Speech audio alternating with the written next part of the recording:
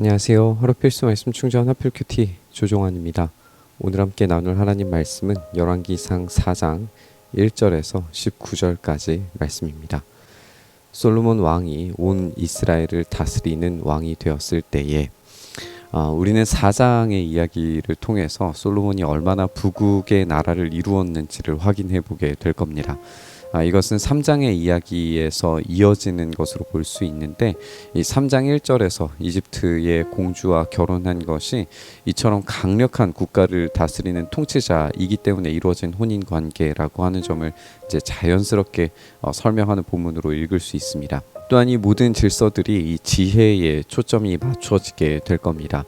이 지혜는 하나님의 말씀을 듣는 마음으로부터 시작하고 이 선과 악의 기준을 절대적으로 하나님께 의탁하는 것에서부터 비롯할 겁니다.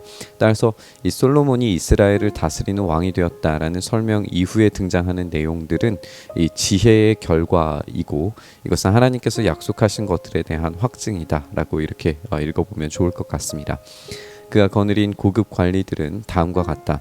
사독의 아들 아사랴는 제사장이고 시사의 아들 엘리호렙과 아히야는 서기관이고 아힐룻의 아들 여호사밧은 역사 기록관이고 요야다의 아들 브나야는 군사령관이고 사독과 아비아달은 제사장이고 나단의 아들 아사랴는 관리를 지휘하는 장관이고 나단의 아들 사붓은 제사장 겸 왕의 개인 자문관이고 아히살은 국내 대신이고 압다의 아들 아도니람은 강제 노역 책임자였다. 고급 관리들의 명단이 제시됩니다. 다윗의 시대와 다른 인물들로 채워져 있음을 우리가 확인하게 되죠. 이전의 본문들에서 살펴봤던 것처럼 이 솔로몬은 숙청을 통해서 중앙 집권적 통치 기반을 닦았습니다.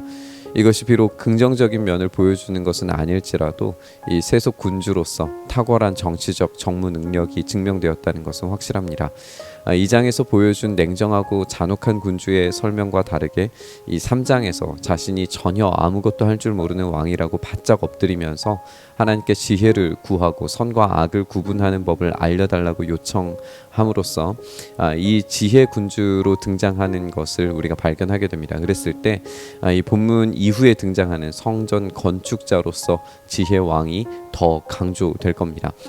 새로운 고급 관리 명단은 이 피를 흘린 다윗의 신하들과 분명히 다른 이들로 채워지는 것이 명분상으로도 옳았던 것을 우리가 확인해 볼 수 있어요. 솔로몬은 온 이스라엘 지역에다가 관리를 지휘하는 장관 12를 두었는데 그들은 각각 한 사람이 한 해에 한 달씩 왕과 왕실에서 쓸 먹거리를 대는 책임을 졌다. 그들의 이름은 다음과 같다. 에브라임 산간 지역은 벤홀이 맡았다. 마가스와 사알빔과 베세메스와 엘론 베타난 지역은 벤데겔이 맡았다. 아룻붓과 소고와 헤벨 전 지역은 베네셋이 맡았다. 돌의 고지대 전 지역은 벤 아비나답이 맡았는데 그는 솔로몬의 딸 다밧의 남편이라. 다하낙과 무깃도와 이스르엘 아래 사르단 옆에 있는 벳산 전 지역과 저 멀리 아벨몰라와 용르암에 이르는 지역은 아힐룻의 아들 바하나가 맡았다. 길르앗의 라못 지역과 길르앗에 있는 므낫세의 아들 야일의 모든 동네와 바산에 있는 아르곱 지역의 성벽과 높이장을 갖춘 60개의 큰 성읍은 벤게벨이 맡았다. 마하나임 지역은 이또의 아들 아히나답이 맡았다. 납달리 지역은 솔로몬의 딸 바스맛의 남편 아히마스가 맡았다. 야셀과 아룻 지역은 후세의 아들 바하나가 맡았다. 이사갈 지역은 바루아의 아들 여호사밧이 맡았다. 베냐민 지역은 엘라의 아들 시므이가 맡았다. 길르앗 땅은 우리의 아들 게벨이 맡았다.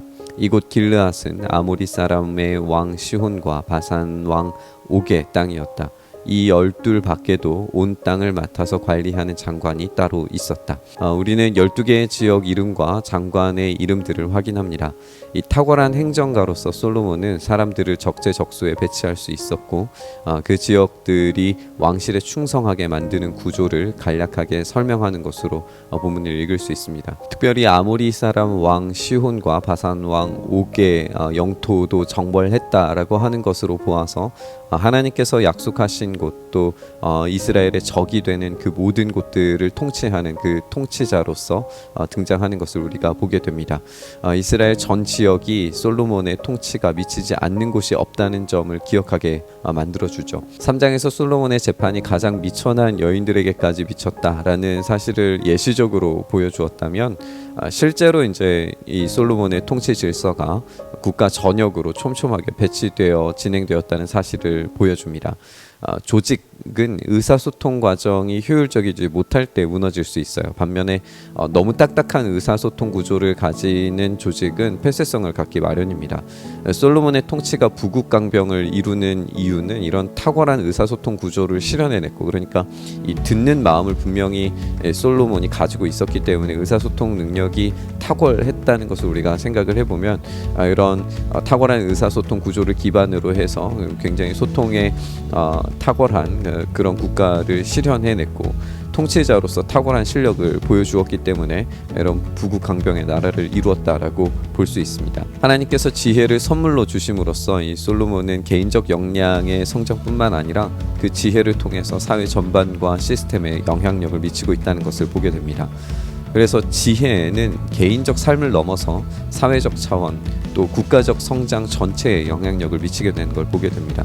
다시 말해서 이 지혜는 어떤 개인의 지식적 뛰어남이나 탁월함보다 하나님의 통치 질서 그 자체를 보여주는 것이 얼마나 놀랍게 성취될 것인가, 이런 것을 보여주는 본문으로 읽는 것이 좋겠습니다.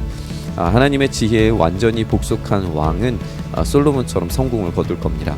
하지만 자신 스스로의 지혜에 심취한 자들은 언제나 실패하고 말 겁니다. 오늘 말씀 묵상하면서 우리의 인생 전체를 주관하시고 다스리시는 우리 주님의 지혜가 우리의 삶을 재구성해 주시기를 간절히 바랐으면 좋겠습니다. 정말 이 시대를 뚫고 나아갈 수 있는 힘 있는 그런 삶으로 하나님께서 우리의 삶을 만들어가 주시기를 간절히 바라면서 우리 묵상의 자리로 나아가시죠. 주님, 주님의 다스리심과 통치가 우리의 삶을 온전히 붙드시길 소망합니다. 그래서 주님의 지혜가 우리의 삶을 구성하실 때에 놀라운 통치와 놀라운 일하심으로 가득 찬, 그 경의로 가득 찬 우리의 삶이 되게 하여 주시옵소서. 주님, 그렇게 우리의 삶을 붙들어 주셔서 하나님의 아름다우심으로 우리의 삶이 가득 채워질 수 있도록 은혜 더하시길 간절히 바라고 소망하며 우리 주님 예수님 이름으로 기도드리옵나이다. 아멘.